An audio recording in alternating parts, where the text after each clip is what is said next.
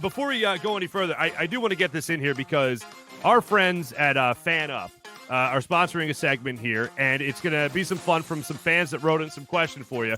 We're going to call up, right, the FanUp 5 with our friend Marc Zumoff. Marc, you ready for 5 questions from the good people of FanUp? Let's do it. All right, here you go. Some questions from fans. Here you go. Which of your great calls is your favorite great call? I think the T.J. McConnell game winner against the Knicks. And I think the reason is this, aside from whatever it is that came out of my mouth, that was a defining moment. Because think about it, Mark. You had an 18-win season, a 19-win season, and the year before a 10-win season. So now Joel Embiid is finally playing one of his 31 games. T.J. McConnell, I think by then, had become a starter for whatever reason. And we beat what I think was a pretty decent Knicks team. I think they still had Carmelo Anthony. They had Kristaps Porzingis. And they beat them dramatically. And that one iconic shot, or two of them actually, one was T.J. McConnell, flying literally, you would think, into the crowd, waving his fist. And the other one was where it looked like Joel Embiid was going to affectionately choke him at the end of the game. There was a shot that you could probably find somewhere on the internet. So I think all those things considered was like, hey, we might have a basketball team here. And just the moment that I recall so vividly, it's become one of my favorite calls of all time. I think it's is that Alex Subers getting that shot? It may very well have been his shot, yes. Or Jesse Garabrand has done such a great job through the years with the NBA. Yeah, absolutely, some great photographers there working along the sidelines, including Alex Subers, who's with the Sixers, taking pictures all the time. He's a photographer, yes. I should say. Yes. Next question for the FanUp 5: what is the one call you didn't have due to a national broadcast, whatever it might have been, but wish you did? Yeah, so earlier this year when Tobias Harris hit the game winner over Alex Caruso and the Lakers at Wells Fargo Center, I mean, what were there, 250 people in the building? You're thinking Sixers, Lakers, LeBron. I mean, they could have sold out the link for that game, I think. And the Sixers led just about the whole way. The Lakers made that late run. They were about to steal the game. And Tobias comes out of nowhere and hits the game winner in the final seconds. I would have wanted to do that with 21,000 people in the joint. LeBron, doing the woe is me and all of that. That would have been awesome. But yeah, I had to watch it at home sucking on a beer instead. You know what? I remember when we've spoken about this subject in the past, you weren't there in the finals in 01 to make the Iverson over Tyronn Lue call, but you made it for me in a bit I did when I was working for you fine people at NBC Sports Philly. Don't think I don't listen to that every night. The great Marc Zumoff. Oh, by the way, Tom McGinnis's call was iconic. It was great. He's way too good. It was just one of the great calls of all time. Tommy Mack is awesome. That he is. I agree. Yeah. We are very lucky with our broadcasters in this city. If you weren't calling games, Marc Zumoff, what would you be doing?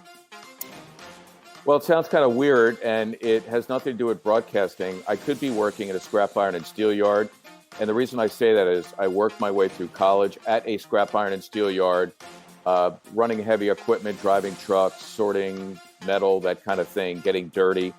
And eventually I was going to move into the company's marketing department, where you would go out and you would go to people who manufactured products. And at the end of the manufacturing process, they would have steel and non-ferrous materials. And you would drop a trailer there and you would pull it into your yard. You would process it for the mills, hence the recycling that would happen. And I got talked out of it. I mean, I always wanted to be the voice of the Sixers, but never had the confidence.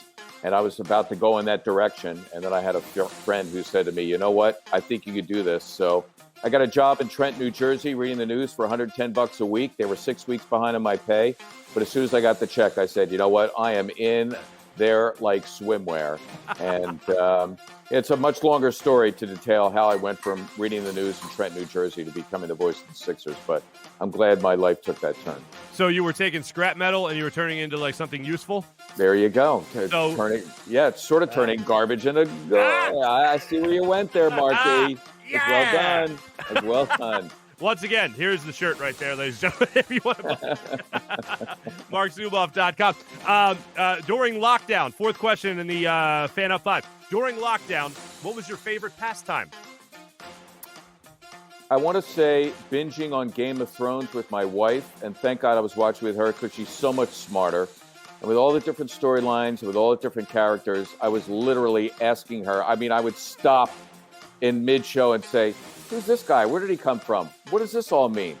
And of course, like a lot of men, I was ogling over Daenerys Targaryen as well. But listen, I was with my Daenerys Targaryen saying, hey, this Daenerys Targaryen isn't too bad either. Is she in the room right now, Mark? Oh, yes, she is. I'm being very careful. Trust me.